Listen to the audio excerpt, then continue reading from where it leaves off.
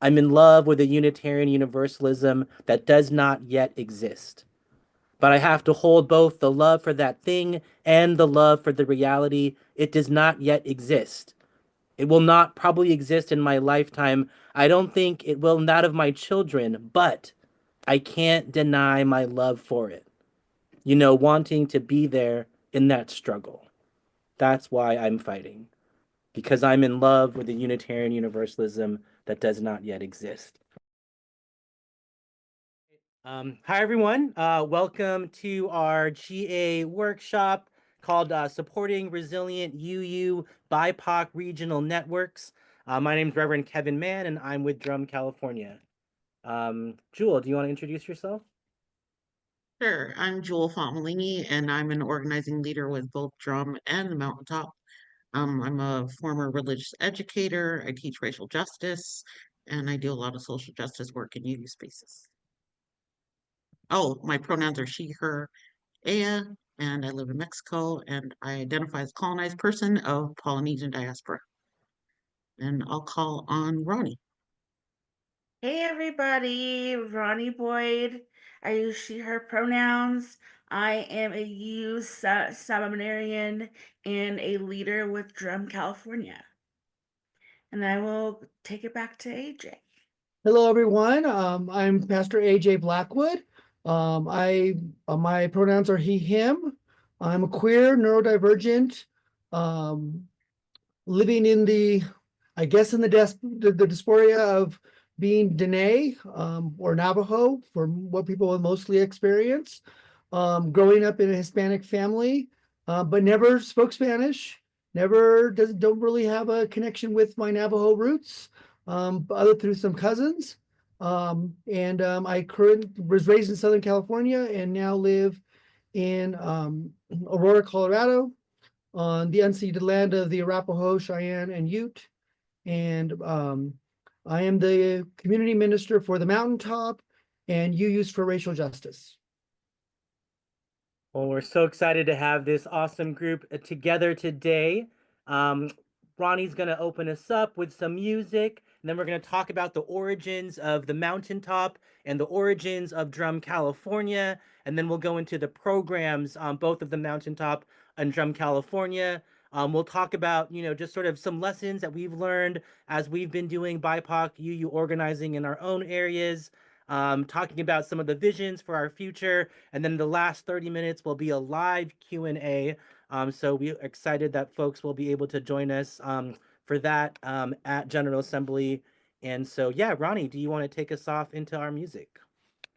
Yes. We are going to hear from the musical sounds of our UU General Assembly 2020 virtual choir. And the song is We Are by Dr. Yazier Barnwell. For each child that's born, a morning star rises and sings to the universe who we are. For each child that's born, a morning star rises and sings to the universe who we are. Oh, for each child that's born, a morning star rises and sings to the universe who we are. Oh, for each child that's born, a morning star rises and sings to the universe who we are. We are our grandmother's prayers, and we are our grandfather's dreamings, and we are the breath of our ancestors. We are the Spirit of God. We are mothers of courage, fathers of time, daughters of dust, and the sons of great visions. We're sisters of mercy, brothers of love, lovers of life, and the builders of nations. We're seekers of truth, keepers of faith, makers of peace, and the wisdom of ages. We are our grandmother's prayers. We are our grandfather's dreamings, and we are the breath of the Spirit of God. We are mothers of courage, fathers of time, daughters of dust, and the sons of great visions. We're sisters of mercy, brothers of love, lovers of life, and the builders of nations. We're seekers of truth and keepers of faith. We are makers of peace and the wisdom of ages. We are our grandmother's prayers. We are our grandfather's dreamings, and we are the breath of our ancestors. We are the Spirit of God. We are our grandmother's prayers, and we are our grandfather's dreamings. We are the breath of our ancestors. We are the Spirit of God. For each child that's born, a morning star rises and sings to the universe who we are. For each child that's born, a morning star rises and sings to the universe who we are. We are one.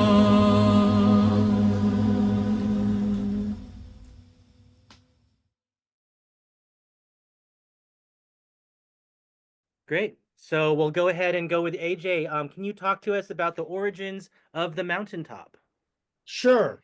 And specifically to Jewell and Ronnie, I want to make sure that you are aware. Jewell is very aware, but I can take up a lot of space as a cis gay male. So please tell me to shut up when I need to shut up. So the mountaintop started in 2020, specifically in response to the murder of George Floyd, and that was where we kind of started. But the catalyst was that we were finding that our people of color in our congregations were asking for more than just have our ministers talk to white people about reading books. And that was causing harm. And so we wanted to make sure that we were really addressing this. And this was the group that was initially meeting was religious professionals in the Denver metro area. And it suddenly became that the BIPOC religious professionals were getting asked, well, what should we do? And the BIPOC religious professionals were like, you know what? It's not our responsibility to tell you what to do. And but it was still getting placed on our shoulders. So we decided at UUs for Racial Justice that we would take the bull by the horns, right? We were going to make sure that we let people know what we wanted. So the first thing we asked for was we wanted a speaker series that would actually support pastorally, first and foremost, our BIPOC siblings, and secondarily educate our white siblings about what needed to be done and what actions needed to be taken. So we had a speaker series with several BIPOC religious professionals. The first one, which is just wonderful, was the Reverend Dr. Sophia Betancourt, kicked it off. And what we did was we met as a whole group, BIPOC and white siblings. And then there was a presentation. Our white siblings were excused. Our BIPOC siblings continued the conversation. And then the next week, our BIPOC siblings came back to continue the conversation. And then the following week was again the speaker, same formula. We did that for a few weeks. Then at the end of the day, the speaker series was coming to a close, and people were like, we need this to continue. We need this support. And we're still in lockdown. And so this was a way to work together. And we had people coming, 300 people on an evening from Canada, the UK, the US. So what was this little thing that we started in the Denver Metro was supposed to be something just local, ended up becoming something that worked across the country and, all over the world, right? Today we have people coming from Costa Rica, we have people coming from Tijuana, we still have a couple of people that come from the UK, and so here we are. But all that to be said is, when we set this foundation, we wanted to make sure that we knew who we were in that moment. So in that moment, we were achieving something that was beyond who we are as UUs. We were striving for the mountaintop, right?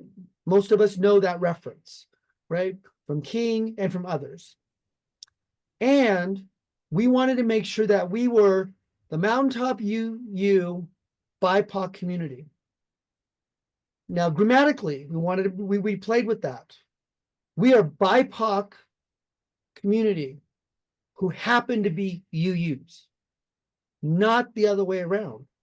We wanted to make sure that we were first identifying and holding this as BIPOC space and BIPOC centered space. And the UU influence was secondary. So we've always held that. And over time, we've changed. We've had about 3 different covenants in the last 5 years. We've changed formatting and programming. But the real goal is to address the harm that's happening today, or a year ago, or 2 years ago, or 4 years ago. And so that's where we've formulated ourselves out of. And we'll talk a little bit more about the programming, but I want to just say, like, that's where we came from. We didn't come from a space of like, we want to gather BIPOC UUs.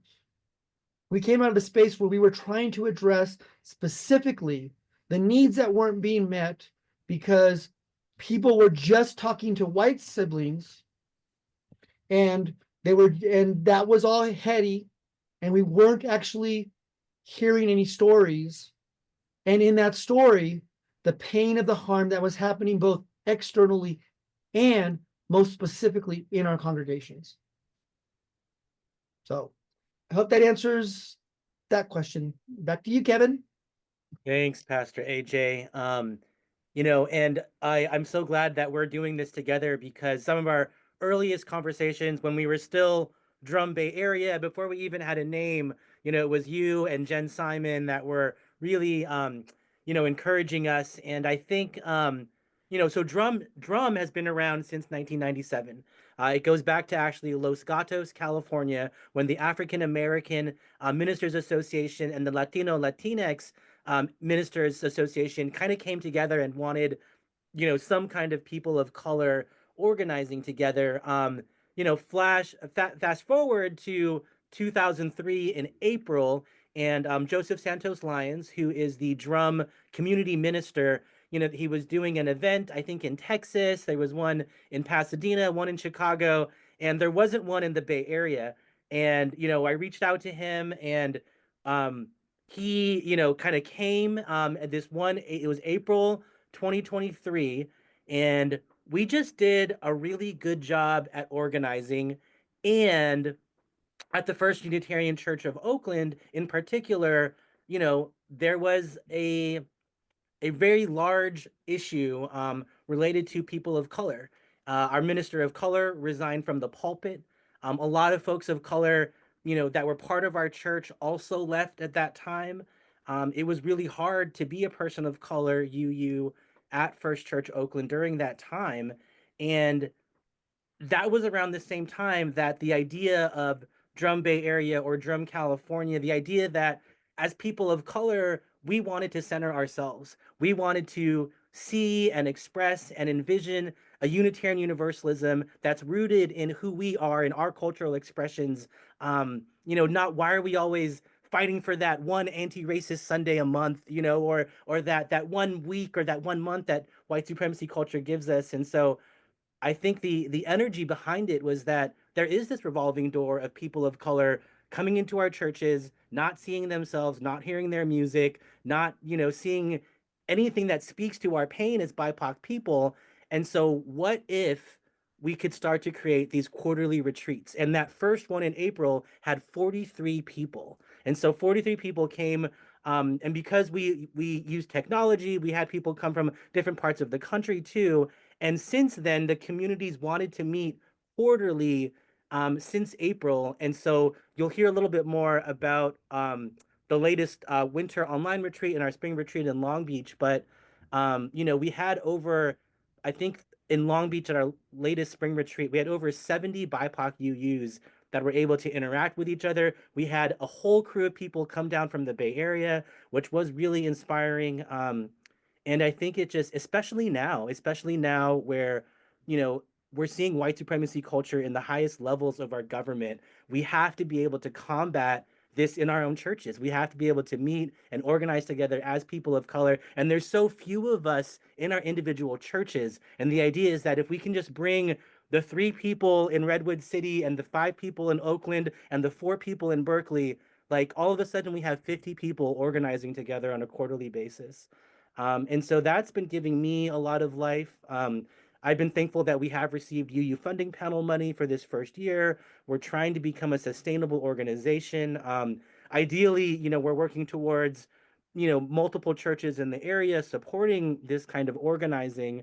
And so it's helpful to have, you know, really successful examples like the Mountaintop. And yeah, I'm just excited for ways that we can work together, organize together, and really build Unitarian Universalism from our perspective, from our point of view. A lot of people have come to the retreats, and that's their first entry point into Unitarian Universalism. There's been several people like this for them. Unitarian Universalism is this multicultural anti-racism experience because they've seen it through our retreats. And so it's like we get to build, you know, the world that we care about, and people like whoever shows up is organizing, and that's kind of how our leadership structure has been. And so yeah, we have a lot of lessons to learn. But I think we really are connecting UUs of color from across the state, which is just amazing, and especially to think about this time and this place.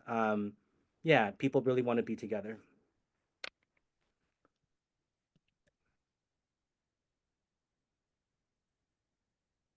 Jewell or Ronnie, do either of you want to add anything to kind of the origins part of this conversation before we move on to the programs part? Yeah, I know that for part of DRUUMM California, we came into being trying to create a community presence, not just among UUs, but in the interfaith community as a whole in California. When we held our ceasefire vigil in December of 2023, I want to say it was. And I thought it was a really unique way for us to kind of come out the gate being like we are a group that is trying to create space for BIPOC UUs, and also having a message that we are, you know, so supporting peace in Palestine and supporting an end to the genocide that is occurring, and also allowing us to rely on some of our interfaith leaders in the Bay Area. Was really like a hopeful time as DRUUMM California came into formation that I'm really proud to talk about. Yeah. I just like to add a little bit of how I got into DRUUMM. When I joined DRUUMM as a member a few years ago, and when I immediately went to find who to connect with, like who was organizing, where's my meeting, like where's my chapter, and it didn't really exist. And I found a contact list, and everybody on there was no longer available, or the information had changed. So I just realized very quickly it was out of date. And so I contacted DRUUMM and I thought, well, I'll raise my hand to volunteer and at least try to get that together and be of service that way. And it was something that I very much wanted, is the connection in this full rocked out region that didn't exist yet. So when organizations started to happen in the Bay Area, it was exciting to watch. But I'm from Long Beach in Southern California, and now I live in the Mexico side of the southern border. So I really didn't feel like I had connection and community where I was as far as DRUUMM, but I loved what was happening up north. And so as it started to expand, and this last retreat was truly our stepping into owning that space of being, it's not just Bay Area drum anymore. We're really a statewide coalition. So seeing that progression over the years and taking that lead from what was happening in the Bay and watching it grow and expand, getting support from the National Drum Organization to make sure that we continue to build relationships and grow. It's exciting to be a part of that process. Thank you, Ronnie. Thank you, Jewell. AJ, do you want to talk to us about just programs? What are your current programs with the Mountaintop? How can people get engaged? Yeah, let folks know. So, yeah, so, over the years, we've changed our programming and tweaked it and try to meet people's needs. And so now this past April, we've made the biggest change that we've had in a while. So let me just preface this with saying, our goal at the Mountaintop is to primarily be virtual in service. We would like to have people meet in clusters or in groups or wherever, and then connect with the Mountaintop if that's where you are, and what you can do. But the Mountaintop itself will as a whole always be, at least I can always, right? Whatever that means. At least our goal and our vision today is to be a space that's virtual. So you can connect from wherever you are, and always be in a space where you can make community. We have a number of our members who are, for whatever reasons, whether it's locale, health issues, whatever, will never be in a space that will, like if we said, oh, we're going to have an in-person retreat, we'll never be able to do that. So we always want to make sure that our space is always multi-platform, well, virtual first off, and then possibly multi-platform. So I just want to say like that's always our context. And I think that this is one of the things that complements what we're doing and what DRUUMM California is doing. And Kevin will get more into that. But we are trying to do maintenance kind of pastoral care stuff. So the first Sunday of the month, 6 o'clock, all my times are going to be Mountain Time. 6 o'clock Mountain Time. This used to be our fourth Sunday evening, but we want to make sure now it's start your month off by coming together, having a conversation, getting to know people, check in, and that it's very informal. There's maybe a chalice lighting, but it's really an extended check-in, drop in, come, be, tell your story. And then on the second, that's the first Sunday. Second Wednesday, midday, 1 o'clock, all of our BIPOC siblings are welcome to come and talk about visioning, talk about programming, tell us what you need. And so our leadership team meets at that point, and we just have conversation. It's very flat. I try not to dominate the conversation. I feel like myself as the minister, my job is to try to execute the vision, right? So what comes from the community. And then 6 p.m., 5 p.m., 6 p.m., 7 p.m., wherever you are, we have 2 sessions in the evening. We've called them covenanting conversations. And those we want to hope to roll into more like covenant groups. So we'll have a couple sessions a night. So it's like an hour or two. But depending on where you are in the country, you come for the time that meets your needs. Because 6 o'clock Mountain Time gets really late on the East Coast, and 6 o'clock Mountain Time is early on a weekday on the West Coast. So we're doing that. And then on the third Sunday is our joint full community service. Everyone's welcome.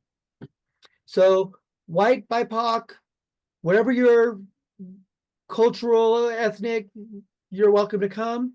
That service is jointly led by myself and Reverend Gordon Clay Bailey. Lots of you may know him out of California. So we host that space. And we also host a physical space in Denver. There's a physical space in LA. We're hoping that we can maybe work out a physical space in Oakland. where we get together, we have service, we have a meal. You can formulate it however you want. So if you're in someplace else in the country, and you want to organize a physical space where we can all be together online, and then what we do is we then break up our white siblings and our BIPOC siblings into caucus space afterwards, and we have conversations on race and whatever.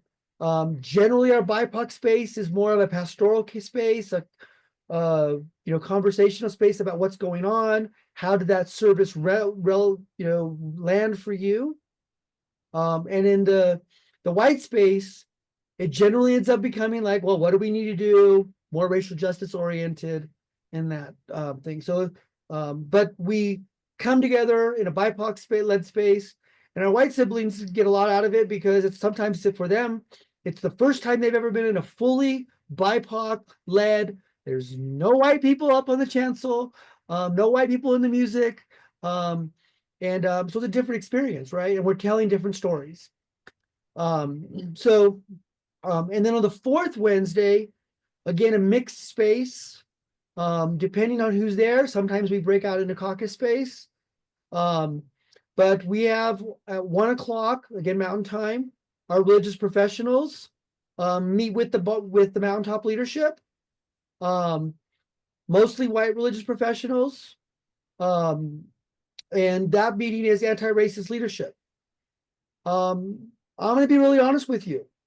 We're seeing some harm in that space because apparently we've solved racism with some of our leadership.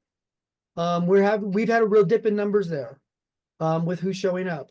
So if wherever you are, if you are leadership, it doesn't matter if you are, and I hate to do this because it's already hierarchical, but it doesn't matter if you're the sexton or the admin or the minister. And again, I just laid out a hierarchy that we don't try to do, but I want to make sure that everybody knows they're welcome. And if you're seeing something that's going on in leadership in your congregation, we come and talk about it. And again, that's staffing, that's volunteer leadership, senior leadership, what's going on. And then at 6 p.m. Mountain Time, we have race and congregational life. And that's congregants that are coming in, and they're talking about what's going on in their congregation. And so we talk about best practices, what works, what doesn't work. We've been having conversations with congregations that are changing their name, congregations that are doing anti-racism leadership work in their congregations. How are we reaching out and doing intersectionality with other marginalized communities? So that's it. So that we have a lot of things going on, and we like to think of it as kind of this pastoral care maintenance. You can drop in, we're here, it's virtual. And so that's kind of what our programming looks like right now. Again, we'll pivot as we find out what people need. But I think that, I'll ask you, Kevin, what, your programming, because I think your programming is the perfect complement, right? We're the perfect complement of each other because you're doing something different than like the daily maintenance. Yeah. Thanks, AJ. I love what you kind of have always said about what I love about the mountaintop is that it's about flexibility and structure, and that, the needs of the community were different during the time of George, Floyd, and there's different things now. And it's like, how do we create, and, if it's about the relationships, then like the structure and the goal, it doesn't almost matter. It's what's key is the relationships. And so, for DRUUMM California, we have every first Monday of the month. We have that's our general meeting. And so since we started, that's really been the one main time that we've kind of been meeting. At this last gathering, it kind of became clear that we needed to separate, we needed a check-in kind of in-gathering component, and then we needed like a leadership, sort of circle component. We don't want to invite people and then all of a sudden, we're inviting them to a meeting where there's tasks. We want to invite people to kind of a gathering where it's a check-in, maybe there's music, or so we're experimenting with sort of our flow. But really the first Monday of the month has been our core meeting time. We have our finance circle on the third Monday. when it's retreat mode, I mean, Jewell and me and Jimmy were meeting almost every other day for a good few months. So it just kind of depends what's going on. But our first Monday of the month at 6 has kind of been our consistent, and then anywhere from 6 people to 15 people. But we do have a really wide cross section. People from multiple churches, Davis, Oakland, San Francisco. Now we're starting to really get into Southern California. And yeah, as I said, Ronnie helped lead our 8th retreat, which was we are mostly in person with hybrid virtual, but every once like our winter retreat has kind of always been an all online retreat. So we try to be mostly in person and flexible to be online, and also yeah, it's if we can get together online for a retreat, that meets our needs of wanting to be together quarterly. So Ronnie, do you want to talk about the latest virtual retreat that we did? Yeah. So one of the perks, or I guess perks, I would call it that, of DRUUMM California is that there's always an opportunity to flex your leadership skills. And leading the virtual retreat was one of those things for me. And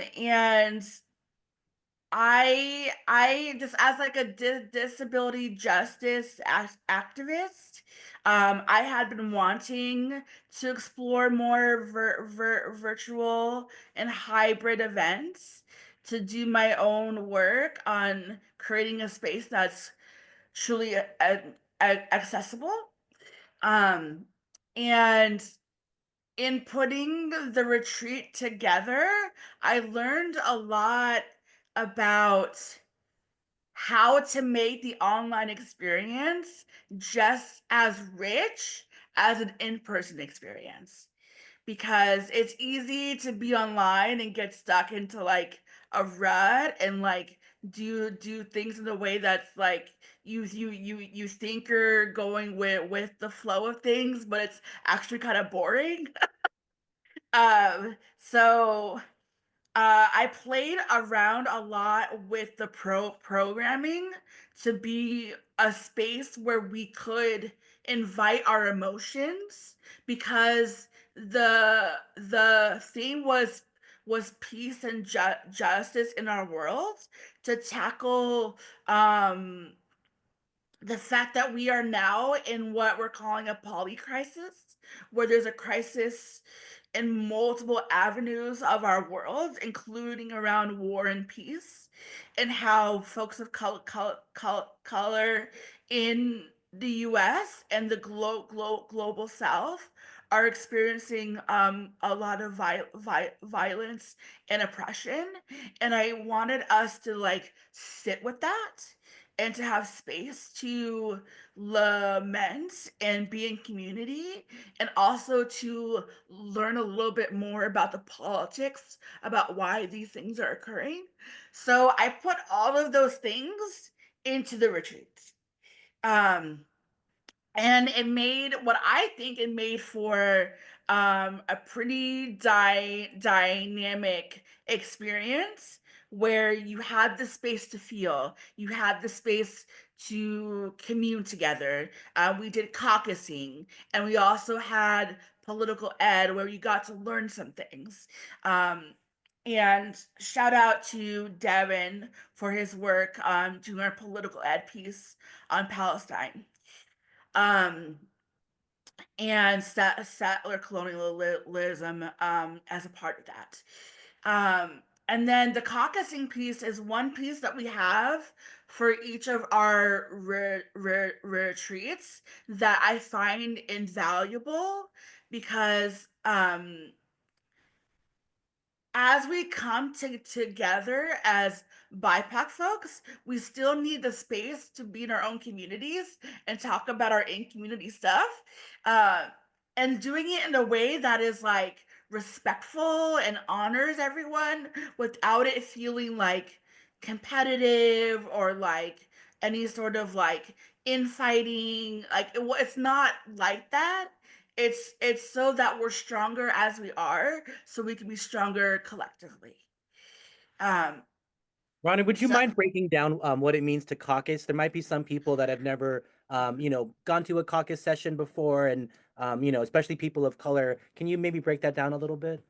Yeah. So to caucus with drum means that we gather according to our race and ethnic groups, and then there's a facilitator where leads the subgroup into a series of questions around the theme of the event, and or things that are pertinent to that community. But it's a way for us to get a sense of what is going on in our own like home communities, so we can better relate to the larger BIPOC community. Thank you, Ronnie. Yeah, when we came out of caucus sessions in Long Beach, I remember there was that somebody told me, us getting together in ethnic specific caucuses is resistance. Me coming together Yes. with my Asian Pacific Islander family, that's resistance. That's what we need right now. And that, to hear that from someone else that was coming out of their caucus session, I was like, yeah, like that's why we do this.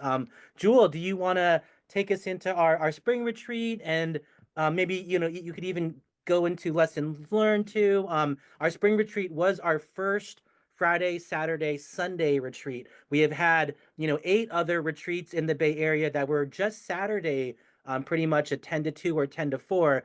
But with the help of Jewell and Jimmy and this amazing team, Rosalba, and so many folks to mention that I hope I get to work with again soon. We had this first, we really became DRUUMM California in Long Beach. It's been DRUUMM Bay Area, but DRUUMM California was really born in Long Beach. I left thinking that. So, Jewell, do you want to take us into, your thoughts around the retreat, maybe kind of give a description about it, and then maybe talk about some of the lessons we learned. Okay, I can actually tie it together with the mountaintop and how it all complements each other. So I was the lead organizer for the DRUUMM California Spring Retreat, and it was a huge undertaking because it was the first full weekend, and that was an evolution of like a lot of different ideas. So something that I experience in the mountaintop is that we've done so much work to intentionally shift away from dominant culture behavior. Like we don't have false senses of urgency. So when we meet, we're person-centered, not production-centered. So we never show up as transactional. It's always process and people over product. you know so we spend so much time without those walls that when I go into other spaces that are still functioning under the usual sort of colonizer mentality of like being transactional, um those things that I know are not sustainable in community, that's why people fall away, where you have like a super volunteer who's overworking and doing too much, and then they get burnt out, or there's a bad relationship with people, and we haven't taken the time to build care into that process. So the way that the spring retreat was kind of rolling out was everybody wanted it and everybody is excited about it, but we're all coming to like our approach to how we get the work done is very different. So I think, going forward, it's a lot of lesson of how to do that in ways that are constructive and healthy. And that we're also, as BIPOC people, we're not marginalizing ourselves and harming each other in the process. Like we can't uphold white supremacy structure and not be accountable to ourselves. So just baking that into the cake is super important. And as I was going through all of that through the retreat planning process, there was a lot of really deep, complicated situations. But because the mountaintop, we've done so much care work and built so many deep relationships. We've had members of the mountaintop. One member in particular had said they participated in a congregation for 10 years and nobody knew their real stuff. And they had been on a board, like they've worked in church life in every capacity, but in just a couple of years in the mountaintop, like we really know them. Like we really know what motivates them, what they care about the faith and all these deep levels. So as I was experiencing a lot of complex, really complex issues and outright racist issues going on in the planning process of the retreat, I really had to tap into my mountaintop family. So being on both sides of the street, of like you're in a situation that isn't rooted in the work, in the anti-oppression, anti-racism work, right? But you have to get things done and you've committed to things and there's going to be great that happens, so if you can just get it over the finish line, but you still need support in that. So when I had issues with like venues and plans that weren't working out and really ugly dynamics coming to a head, and all that fracture, I could go to the mountaintop team and like the open drop-in, like AJ was talking about Wednesdays, where we talk about what's happening, and they really are so skilled, because we've journeyed so far together that they're really skilled at like holding it with you. And it's just such a relief as a person of color to not have to explain the racism. Like I don't have to explain to them why that's harmful. Like they just know. And the counsel and advice, and also like real resources and support. If it wasn't for AJ, AJ facilitated the relationship with Anaheim. And the contrast of like a church, or several churches that were being, not as open and welcoming and agreeable, and just a lot of gatekeeping behavior and rules lawyering, a lot of policy talk, all kinds of stuff. I went to AJ, explained to him the situation, and he just, in a text message, he connected us to Anaheim. And in just a few minutes of talking to Anaheim, like it literally made me cry because they were so radical welcome. Like we couldn't have been more welcome at Anaheim. We couldn't have been more welcome in LA. And Orange Coast was rolling up their sleeves trying to get us sorted out. Universal Mind Science Church that in Long Beach, like they were happy to donate space to us. And just it was a mix of all of the things, the truth of what DRUUMM California is, what we're growing into, knowing that we need to be mindful about how we're going into the work and how we're centering relationship and building a community of care and being intentional about that instead of being task oriented, and how we show up in that work and feeling rooted in that plan will, continue to grow, and how to also build a relationship in care, because we need care because we're navigating the dominant culture all day in our work lives, in our church lives, in our family lives. We're always interacting with people who are at different parts of the process and they're learning. And so as we're learning and growing, I feel like the mountaintop is a brave and open, bold space to tell it like it is, and for people to stand with you in that, and tell you when you're, if you're being wrong, you know, and affirm you when you're being right, and tell you things that, oh, I didn't think of that, like there's a lot of wisdom. So just because there is no like our thing, like we talk as long as you need to talk for, because you don't have those boundary walls of like everybody share for 5 minutes at your check-in and then we're going to have some words, we don't have those routines. And it was AJ making space for the community to say, is this meeting your needs? And people were like, you know what, we could do without all the service stuff, because really what is in it for me is just talk to you guys. Like we just want to connect. Like that's the part we really want. So that changed, as a living tradition, like we lived into that shift, and to meet us where we were at is like, no, we're going through a lot. We need way more bandwidth in this program to be able to process together and figure this out. So yeah, that's my share. That was a lot. Sorry. Thank you so much, Jewell. No, I think my favorite part about the retreat, after the Sunday service, Jewell organized all of us just hanging out at the beach together. And there was maybe, 15, 20 of us. And just that, because we had built the relationships from the Friday going into the Saturday and knowing this was kind of going to be the last time. I mean, it felt really like it's really about the relationships, you know, and it's I love that Jewell, you were kind of in both spaces, and I really you know, DRUUMM California would not exist without the wisdom of the mountaintop, without the culture and the energy of the mountaintop. And so I hope as, you know, as we grow and we sort of figure out what are our priorities, you know, how do we continue to kind of move yeah, in that spirit of collective liberation and of really working and I think of like, you know, you were really magical about, you know, it's not about, you know, asking people to do the things that you think need to get done, but I think I hear you saying that it's about,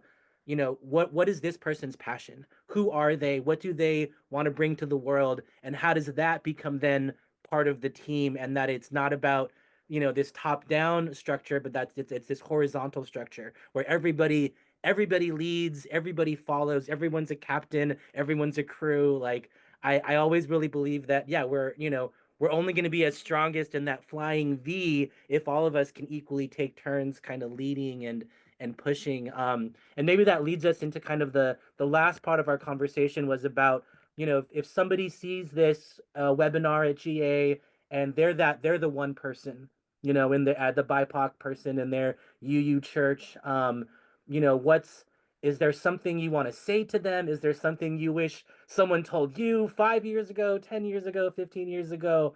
You know, if yeah, just kind of if we could speak directly to that, like what does someone do? Where do they begin? How do they get engaged? Does anybody want to take that question? Also, I'll start with, one of the things that we always talk about the mountaintop is it's okay to be messy, just not unprofessional, right? So and that's maybe a mixture of white supremacy culture, right? Like maybe being unprofessional is okay, but we're not really ready to let that much go. But we're not looking for perfectionism, right? So we make mistakes. We make lots of mistakes, and we acknowledge it, and we apologize, and we ask for forgiveness, and you know, we we try, and our baseline is to try to not be unprofessional, right? Like that's the baseline. But that's where we try to, always be. And I know that I've caused harm to some of our BIPOC siblings. Some of our BIPOC siblings have caused harm to me. If you're sitting out there and you can say right now that I've ever caused harm to you, I hope you come to me and allow me to make amends and to apologize and to hear your story. I know lots of our white siblings who would never ask for that. And I know some of our BIPOC siblings who cause harm to each other and never offer an apology, or never to each other, right? I'm not talking about the outer world, but just to each other. So I think that that's one of the core values of how do we make these things work, is that we have to be in relationship. We have to tell our stories. We have to be able to show up as a whole person, with all of our foibles and all of our misspeakings and all of our missteps and, all the things that we do. And then be willing to ask for an apology, ask for forgiveness, and just be in relationship with each other. I grew up in a household, in a community where it was, until you've had your first argument, you don't really know if you're friends, right? So we're gonna have arguments, and then we're gonna come together. So I think that that's based on kind of where what we've talked about is, I think one of the things that is really important to me in being okay with things that happen.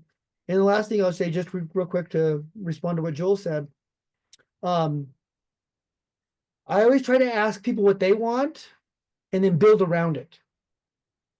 So if we're having an event, like, what do you all want? and what are you passionate about? And then we build around it versus like, well, it's a XY thing, so we have to have this, we have to have this component, that component, that component, this component. No. What do you want to do? And if 3 people want to, provide cookies, then we're going to have cookies. Or if 3 people want to do whatever, that's what we're going to do. And then hopefully other people will bring new ideas and we'll get to what they want to do when, as we go forward. So I think those are the two tips that I would offer. Thank you, AJ. Jewell or Ronnie, do you want to add anything to that? I would say to find DRUUMM. Like, if someone had told me about DRUUMM sooner, I probably would have been happier being a UU much sooner. But if they could also just find just one other UU of color friend that they can check in with every now and again, I think that could be good enough for a little while. But really, like, find DRUUMM. It'll be good. Just a shout out, DRUUMM.org is DRUUMM.org. And then our website is /California. And then the mountaintop is the mountaintopuu.org. And so definitely check that out. Jewell, do you want to add anything to that tips conversation, or anything you want to say to other BIPOC UUs trying to get organized? Gosh, well, I literally could do a whole workshop on just this right here, but for time, I think just wrapping up, DRUUMM California and the Mountaintop. I think that we're all meeting the moment and really reimagining what it means to be in relationship and to share our faith and how we gather, how we share leadership, how we care for each other. And we're seeing that growth in a really exciting way. So I feel like we're really modeling, like, it's not what we're doing so much as how we're going about doing it, and how people are it's how it's resonating with the community. Like, they're feeling seen in deeper ways. They're feeling more engaged in the faith in deeper ways. And I'm really proud of that from both sides, from the DRUUMM side and the Mountaintop side. And I think that we're doing it not just in word, because if you've been in this faith not long enough, you've seen enough sort of performative spaces of, like, articulating we want this, but not actually putting it in practice. And so I feel good about the space where we're moving into, that we're practicing the faith that we all, like you said in your brilliant sermon at the retreat on Sunday. It's on YouTube. That you said that we're in love with the faith that we don't have yet, but we're shaping it. So I'm proud of that. Yeah, I don't know definitely. if that was a tip exactly, but there you go. And the last question that we had, if folks want to, the last few minutes, what is your hope, your vision for the future? Like, thinking about DRUUMM California or the Mountaintop in 5 years and 10 years and 20 years, what's your vision for the future? I always like this question. It makes me think of Audre Lorde, telling us that poetry is that vision of the future. So what is our vision of the future that we're trying to create here?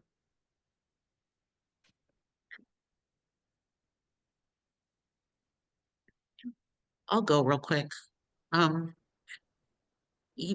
vision is that we're really embracing and clear that the cultural change that we're shifting towards is spiritual work, like that we're tied together, and that our liberation is definitely all tied together, and we're getting more adept at, like, articulating that and telling people how do we hold our truth, but also widen the circle to let our white siblings in, to let all identities in. And I think that was something that was really special about the retreat, that I was very, very clear that we have to make it, because those are barriers for people to participate, is like they have a white spouse or they have children, like, how are we meeting their needs?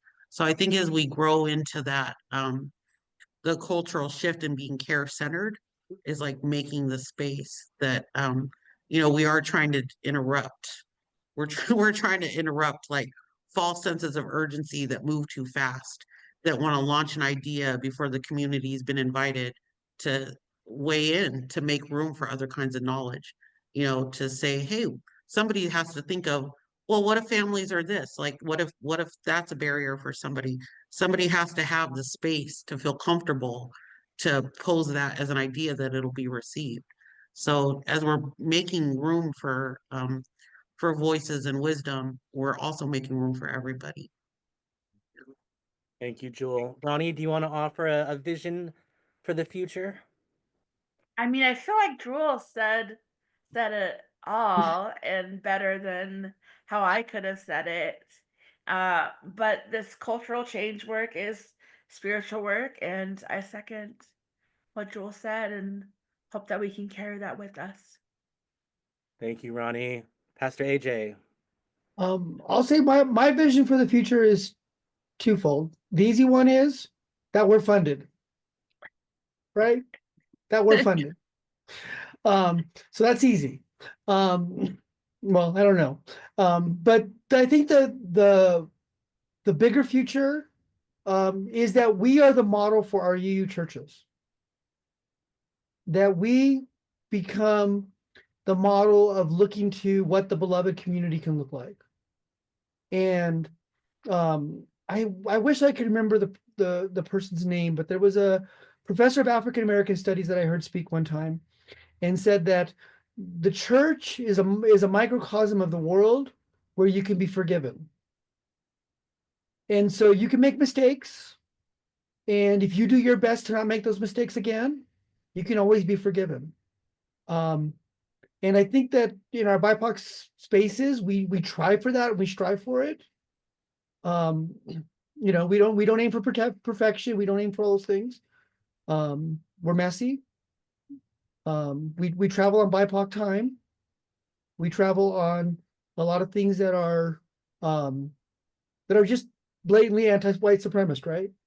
But I hope that our congregations learn that we can be the model.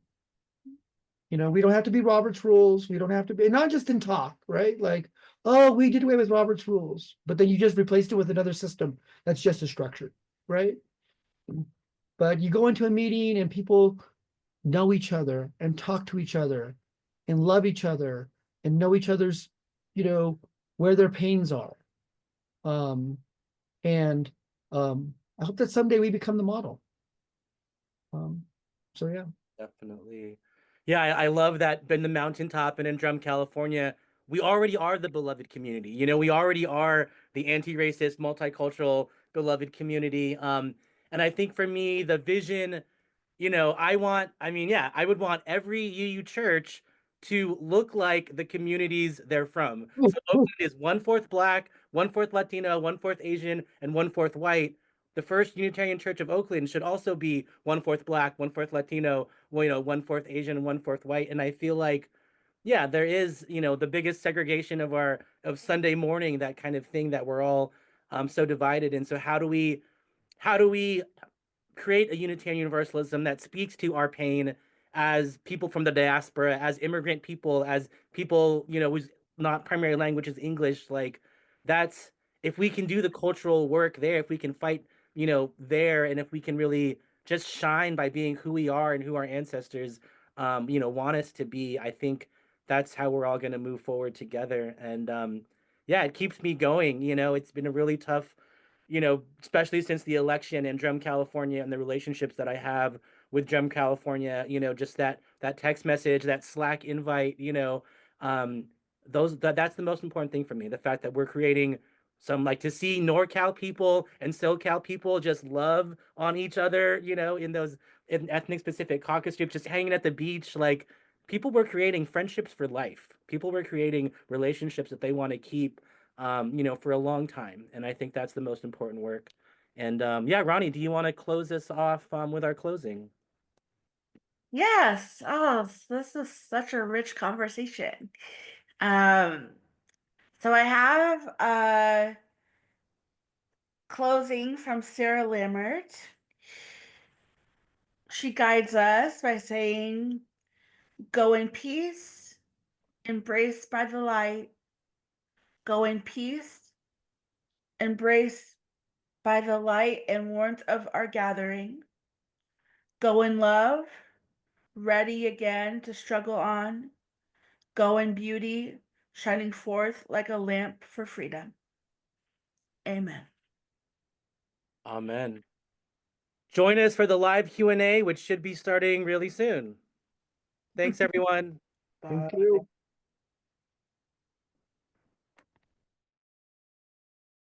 We are our grandmother's prayers, and we are our grandfather's dreamings, and we are the breath of our ancestors. We are the spirit of God. We are mothers of